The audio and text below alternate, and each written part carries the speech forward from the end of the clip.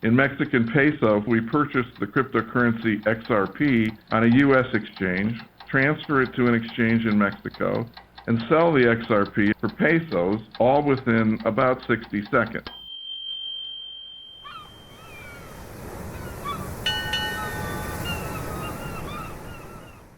Howdy folks, I'm Sam I Am. Welcome to the show. I have made video after video about MoneyGram and I've been beating the drum about how important it is. And that's because early on I saw the significance and knew what a critical role it would play in developing the RippleNet ecosystem. And I think after this video, any of you guys who don't get it yet, it will become very, very clear. I also talk about Crossing the Chasm, the Jeffrey Moore book from the 90s. Here's his diagram that kind of sums it all up into one easy to understand picture. You have the visionaries on the very front end of any kind of technology adoption. And then you move into your early adopter phase where, Ripple's been up to their eyeballs in banks and FIs that have been testing their technology in the labs, running trials and so forth. And a lot of technologies never get beyond this stage. They fall off the cliff into the chasm. And what he talks about in his book is right here, you establish a beachhead, a beachhead account, or maybe sometimes two, but typically one, and you throw all your resources at it, whatever it takes, you make that account successful. For Ripple, that's MoneyGram. And what that also means is that we are now in the early majority phase. Now, of course, everybody wants to know when are we going to be up here? Well, I don't know. I'd say in the next 1 to 2 years, we're going to be somewhere pretty far up along here. So it's coming. This may be 10, 20 years away. Who knows? But I think it's very significant that we are across the chasm with RippleNet. We're in the early majority, and Ripple's bringing XRP right along with us. So let's dig in. We're proud to lead the industry in innovation, becoming the first money transfer company to launch Visa Direct, also the first to utilize blockchain capabilities at scale through our strategic partnership with Ripple. Okay, so there's two key initiatives that MoneyGram is focusing on. One is their partnership with Visa Direct, and the other is Ripple. And there's actually a third that I've cut out. It's their digital transition. See, MoneyGram has been in an absolute tailspin for the last couple of years. They've been losing market share. They've been losing transaction volume, revenues down across the board. It's looking pretty bleak. And I think that's what helps set the stage for the investment from Ripple. Now they have this cheesy corporate slogan of return to growth. I guess languish and losses didn't test well with 25 to 40-year-olds. Who would have thought? But they're doing the right thing. So they've redesigned their website. They've created a mobile app. That integrates with Visa Direct currently, and they're about to expand that further. They've created loyalty programs, discounts. They've kind of been working with their agents. So they're doing what it takes, and the rest of the world is actually turning around. But in the U.S., that's still not the case. And I think that's really primarily because of their ID requirement. I'm going to take them to the woodshed at the end of that. I'm not happy about what they're doing. But we're going to start with Ripple and what's going on there. I've heavily edited this quarterly call. I'll try to keep everything in context. Then we'll move on to Visa Direct. I'm going to tie the whole thing together, and I think you're going to see just how amazing this is. To date, we've integrated Ripple into our standard treasury process to execute foreign currency trades 24/7. Over the quarter, we've continued to increase our usage of Ripple's on-demand liquidity product for a portion of our daily funding needs in Mexico. As a result of this success, we're working to expand the partnership to new corridors before the end of the year. So that's good to hear that RippleNet is part of their standard treasury process. And we know from Swell that the Philippines is the new corridor that they have announced, with CoinsPH being the exchange down there, and that Brazil is on deck after that. Ever since we announced Ripple investment into MoneyGram, we've had many questions on the impact of this partnership, both from a financial and operational perspective. The Ripple blockchain enables MoneyGram to achieve what we are calling real-time settlement. Currently, MoneyGram is using Ripple to facilitate what are almost instant foreign exchange trades. Essentially, we're using cryptocurrency as a unit of measure through the Ripple blockchain. This means that we can reduce our inventory of pesos and reduce our exposure to volatility during the shortened time that we need to hold them. One of the things that we're seeing at Bitso, and it's very interesting, is that we used to dream about doing cross-border payments or remittances, and this used to be only a vision, as Brad said earlier today, and we're starting to see that really happening. If we analyze what we're doing on a weekly basis today, we are at 1.5% of the remittance corridor between the US and Mexico, which is the largest corridor in the world with $35 billion a year. So if you think that's 1.5%, which is nothing, but it's amazing in the dimension of what we're talking about, the opportunity it can blow our minds. And this is just one corridor talking about just the world and connecting all the dots, not only in remittances and cross-border payments, but in all the different use cases that we could give. Peso, even though it's a very liquid currency, is very volatile. It can be 2% a day. And what we're really talking about there is basis risk, is that we have an instant product. Customers can pick up the money within minutes. We have to settle with our agents, generally within hours.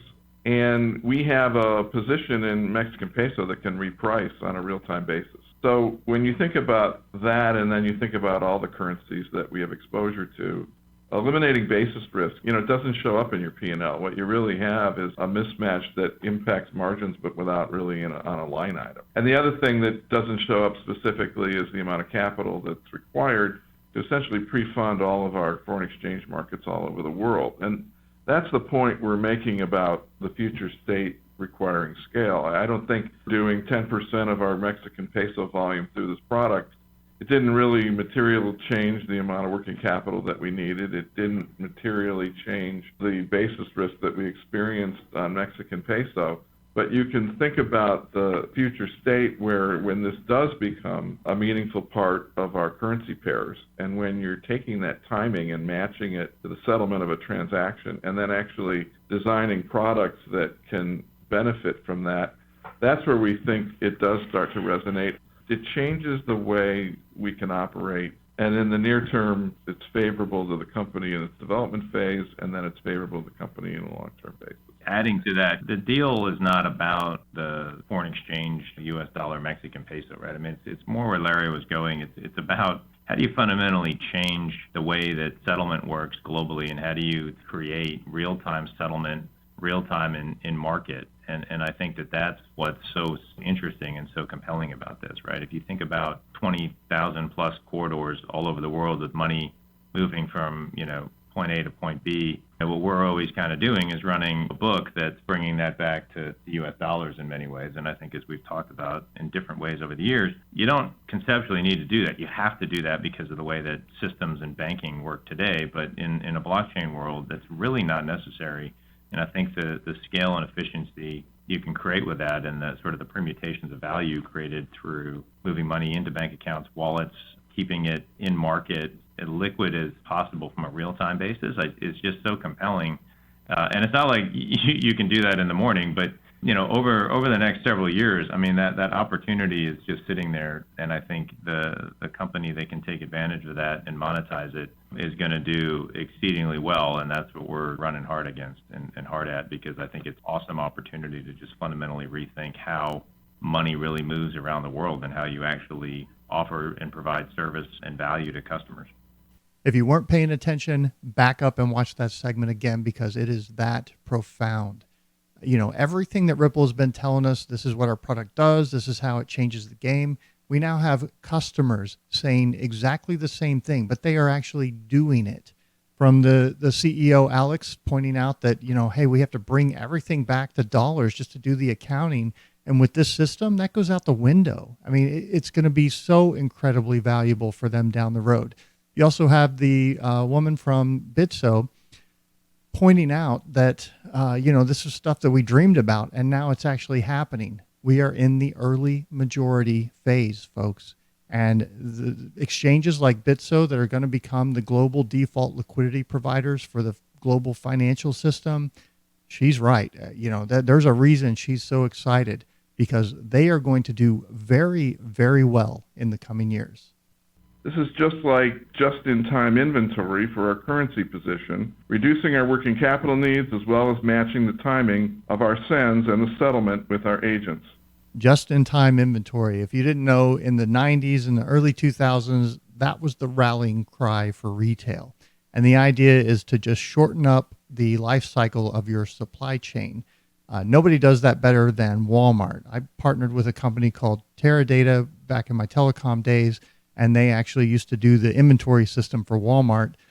And so what happens when you're scanning your items, or back then it was the checker, it was before self-checkout, when that computer beeps, it's sending an update out to the inventory system, and that goes to the distribution warehouse, and they know now, okay, we've just sold one more of these items, so that's going to push a new case to that store on the delivery that's going out Tuesday. I mean, it was that linked together. Whereas you think of the mom and pop store, oh, we do inventory on the third Tuesday of the month. It's night and day difference. And nobody does it better today than Amazon. And what he's pointing out is this system is the Amazon of money.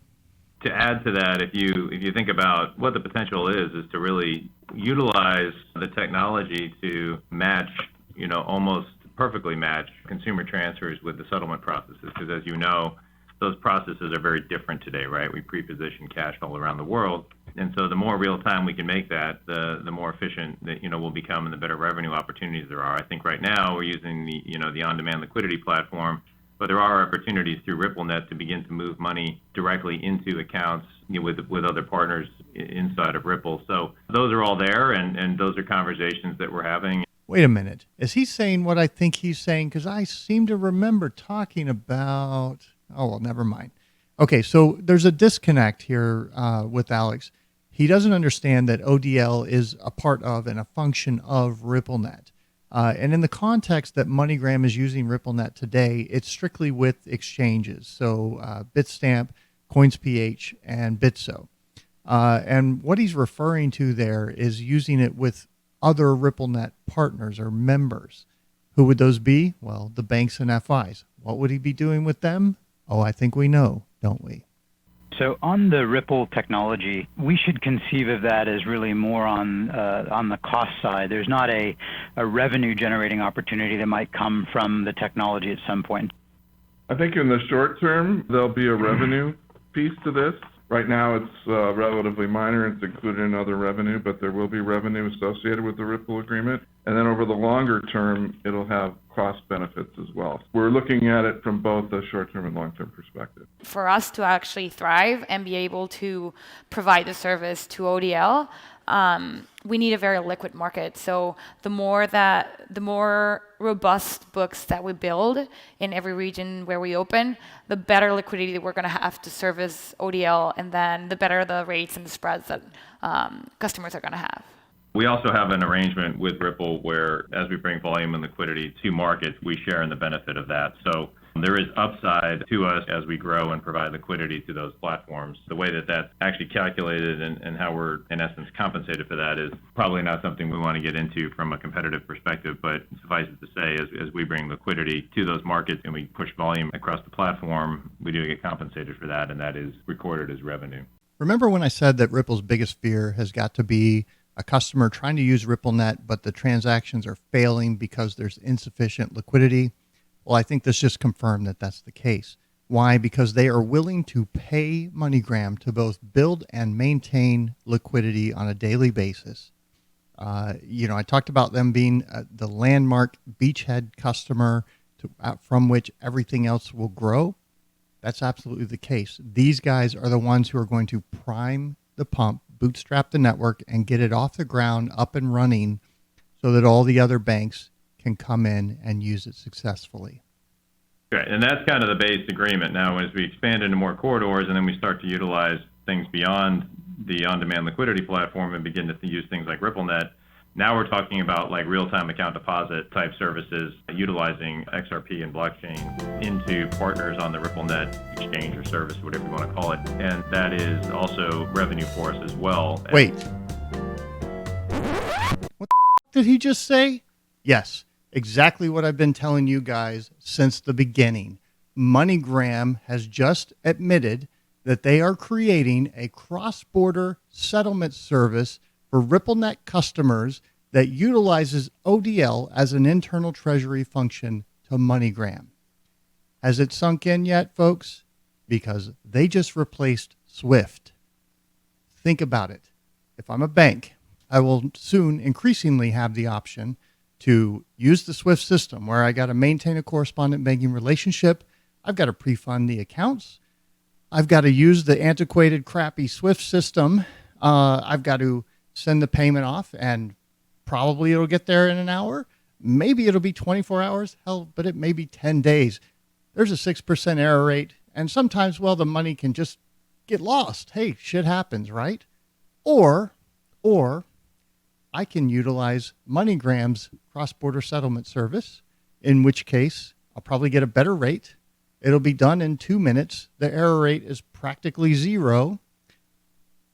What have I got to lose? Why am I going to use that system? And in fact, it's not that they have replaced SWIFT. What Ripple has done is they're going to marketize the function of SWIFT within RippleNet. Because I think within 5 or 10 years, there will probably be a handful of customers doing this exact same thing. So, in case, there's a region of the world where MoneyGram's just not very good or doesn't have the connections or whatever, there might be Flash FX or some other FX company that does a better job and offers the same service. So, we're going to use them because they're better in this part of the world.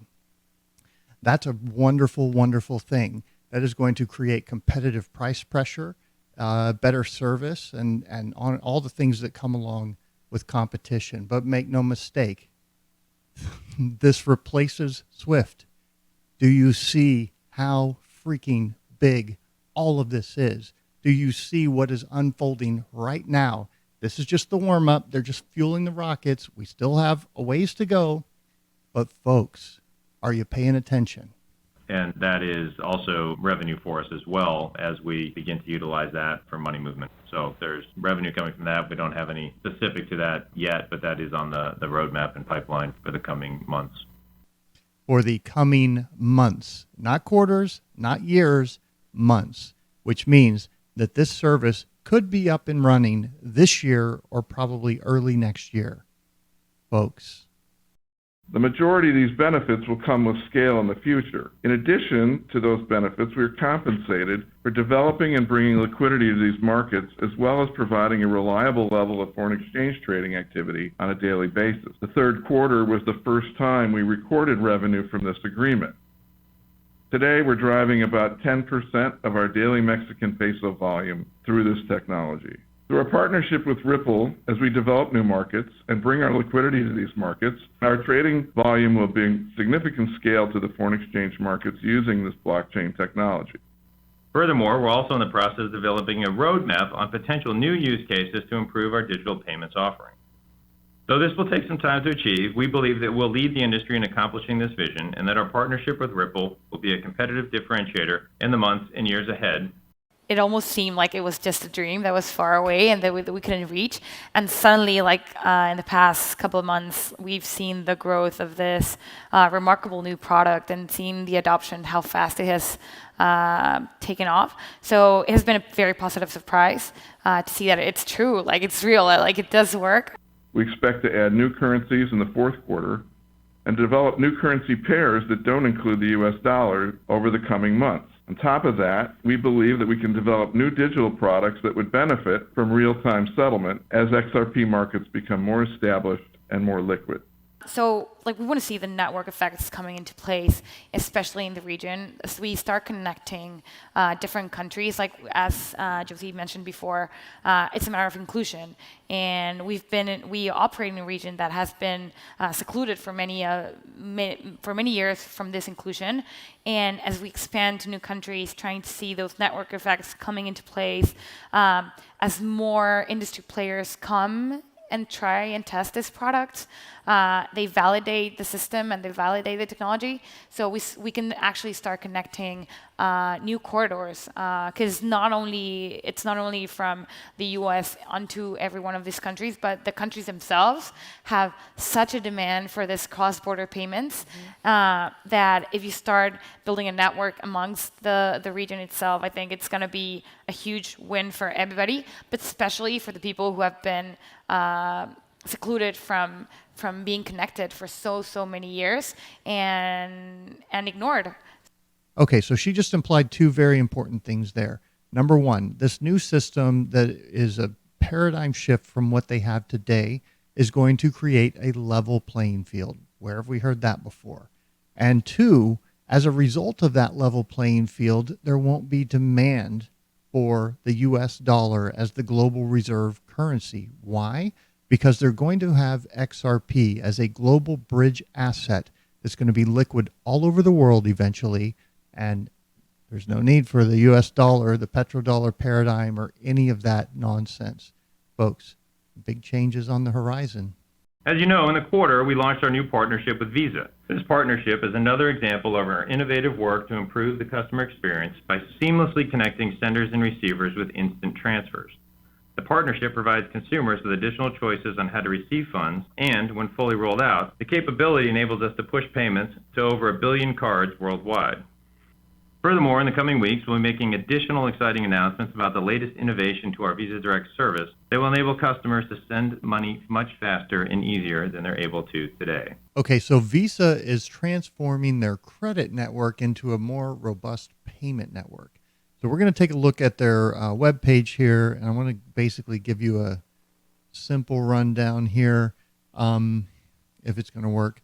They come up with these use cases, but essentially you've got consumer to business, you've got business to consumer, you've got consumer to consumer, and then you have a feature that is cross-border payments applied to all of these. You know, the U.S. to U.S. domestic walk-in product is under a lot of pressure. Obviously, the results of our competitors would say the same. And I think that's largely been driven by not only, you know, the cost of the service in the walk-in space, but I think also the alternative solutions that consumers have in the P2P space. I was really pushing the team hard to get this service live.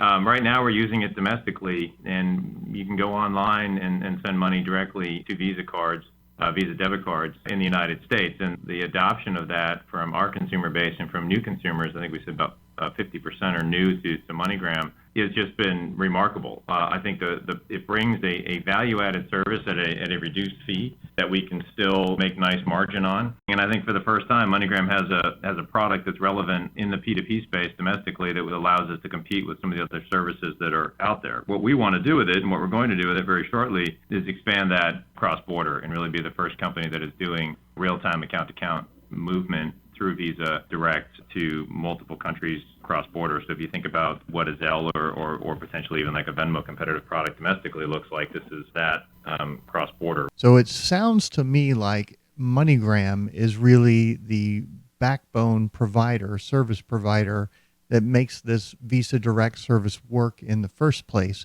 And of course, we know the direction that they're heading, and that means it's going to drag Visa along with it. I don't know if this is exclusive. You know, if I were MoneyGram, I would want an exclusive agreement. If I was Visa, I'd want 5 MoneyGrams to pick and choose from and to play against one another to get the best rates and so forth. However, it seems pretty clear that MoneyGram is a key partner, if nothing else. So this could be really big as well. You think about Venmo for anywhere in the world, you know, being able to send money to someone in China or Japan or New Zealand, wherever, as easily as you can use Venmo to send money to your buddy, you know, across town. That's pretty spectacular. We also have a couple of enhancements to the service when we begin to move it cross-border, and enhancements to the domestic service as well, which I think are going to be really exciting to see, and we'll be excited to talk about those in the coming weeks as we get those live in market, because they're going to really kind of change the way the experience works, which I think will be super additive to growth. I'm not really sure what he's talking about there. It sounds like something that's going to enhance maybe the user experience, make it an easier product to use for consumers, something along those lines, but time will tell. All right, time to go to the woodshed, Alex. Various stakeholders continue to ask me if we plan to remove any of our compliance controls, specifically our ID requirement, because some competitors continue to complain that it's unnecessary to collect ID. Now, let me set the record straight. The compliance controls that we've put in place are working as designed. We're preventing consumers from being defrauded, and we're turning away bad actors. Okay, so protecting your customers from fraud as well as yourself from potential liability, that's a good thing. but so is protecting and respecting your customers' privacy. Standard BSA requires a lot of information to be collected at $3,000, including ID. Below that, there really is no standard. There's actually really not any requirement on data you collect about a consumer in general. We've had a lot of changes to our compliance systems and our compliance controls, and in order for those systems to work properly, you need to know who a customer is. The data that we collect is basically your name, your address, your phone number, your date of birth, and we do collect your ID at $1 on both sends and receives. And I think that's pretty standard practice in any financial industry. Check cashers all do it. Pretty much, all banking has that requirement. I think probably really maybe the prepaid space and money transfers are probably the last place in the world where you can do financial transactions without showing that type of information. Well, by all means, then, let's close the last two avenues available for people that don't have ID or don't want to show ID, or maybe get their wallet stolen while they're on vacation and need to receive money. I guess they won't be going to MoneyGram, will they? And when you're asking for ID, you're not asking the customer to provide ID. You're demanding that they get permission from the government, because it's the government that issues that ID and they can say no. And what happens when we move to a cashless society? What happens then when the government decides, you know what, we're going to put Sam on that list and now I can't buy and sell. And then without cash, well, guess what? I can't get groceries. I can't pay rent. They can just turn me off. And my option is to go under a bridge and wait somewhere to die, essentially. I'm not a Christian, but this is absolutely the mark of the beast. And there's no need for an implant in the hand or whatever. They've got biometrics on every ID. They can use the picture from there. And now they can track us and follow us around and database our location and all of our data. And you could actually do this, Alex, without actually having to store millions of people's names, addresses, phone numbers, and date of births. That'd be quite the haul for a identity thief or ring of thieves to capture all that information. I hope it never gets leaked or hacked. You could take and hash that information. You'd have a unique fingerprint of it that you could store in your system and run your fraud analysis against. You would still ask for ID and then run those checks. And you could even give the option to say, hey, okay, you don't want to show ID, but you pop up extra screens that warn users. So if people want to assume that risk, you know what? They should be able to. You're taking that option away and you're putting the government as the ultimate authority over people's lives. And, it's about to get really, really serious with what's coming about here with cashless societies, with all of these, loopholes, or I don't even know why they're called loopholes, because it's the ability to engage in peaceful interaction is really all it is. And you're helping them shut that down, and you're helping them control us and track us and trace us at every turn. If you are in the country as an unregistered citizen or maybe illegal in the country, or if you're maybe legal but just concerned about giving that information, clearly you have alternative choices and you'll go to those. I think the information that we've gathered and that we get from the collection of that information has been absolutely phenomenal. When we try to prevent fraud, when you try to make sure that consumers aren't sending too much, that you're aggregating properly for reporting purposes on volume sent and these types of things, having that type of information is absolutely critical to knowing who your customers are. And quite honestly, if you're not collecting that data, it's really hard to know who a customer is and whether or not you're doing the right things from a compliance perspective. So the requirement for ID, we put that in ourselves. We were not told to put that in. We were not required to put that in. It did get added subsequently to the extended DPA and FTC order that we signed. They added that in there because we were already doing it, not because we had to do it. Oh, well, if you were already doing it, then see, here's the problem with that, Alex. That regulatory agency is going to go to every other one and say, well, MoneyGram's already doing it. We're going to make you do it as well. And you are going to eliminate that option. And see, here's the truth behind regulations that most people don't understand. The big companies, they like regulations. Why? Because companies like MoneyGram, they can spend $250,000, $500,000, $2, $3 million, whatever it costs to implement that system. And it wasn't cheap. It was probably in the millions of dollars. So they can implement that, and it's no big deal. They can just absorb it because they have the scale. But if you're ABC startup and then now you have that because it's a new regulation, well, guess what? You may not have enough funds to compete. And that's why when we look at what are the most regulated industries out there, that's why, we have so few choices in the United States. We've basically got a handful of actual carriers with their own networks because it's so regulated. Look at the airlines. We're down to what?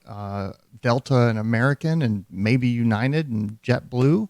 There used to be dozens of airlines, but the more you pile on regulations, the more of the bottom rungs of the ladder get kicked out and prevent new entrants from coming into the market. So the existing established businesses, they love the regulations. They're happy to lick the boots of government, just like MoneyGram has done here.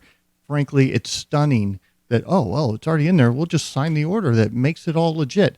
They are absolutely going to use that as leverage against everybody else to force them into compliance. It's sickening. The value of it is incredible. And in fact, one of the things you face in the fraud world is fake IDs. And so actually a lot of our algorithms and rules run against IDs as well so that we can stop and block fake IDs, which I think is probably unique in the industry right now. So it's resonating well. Every compliance officer I meet with at every bank and every provider, but unfortunately a lot of our competition sells really, really hard against that and tries to create the perception that we're blocking people unnecessarily or stopping good people from transacting or whatever it may be. And that's a highly utilized sales pitch for almost all of the competition right now. And I would say that that's probably one of the harder things to overcome in the non-exclusive market right now is the misperception that the competitors are spreading. I doubt they're spreading misconceptions. I think they're just simply telling people that MoneyGram is going to ID, track, and trace all of their customers, and they're not. Okay, so here's the thing. RippleNet, DLT, blockchain is financial gunpowder, okay? Most of us, we get gunpowder, and we want to use it to make pretty fireworks. We want to use it to mine and clear rocks and things for construction. We want to make bullets so that we can use those bullets to protect ourselves and our family from those that want to do harm. But you put that into the hands of the criminal gangsters known as government, and they want to use it to firebomb people from the sky. They want to kill anybody that gets in the way or interferes with their agenda. All right. And that's who Ripple has sided with. They're here to lick the boots of government, to bow down, to jump through whatever hoops they put up. And they absolutely will use this technology to control and subjugate us all. Okay, and so there was a long time where I heard about Ripple, and I'm like, no way, I'm not touching that. It goes against everything that I believe in. But yet, here I am. Why? What happened?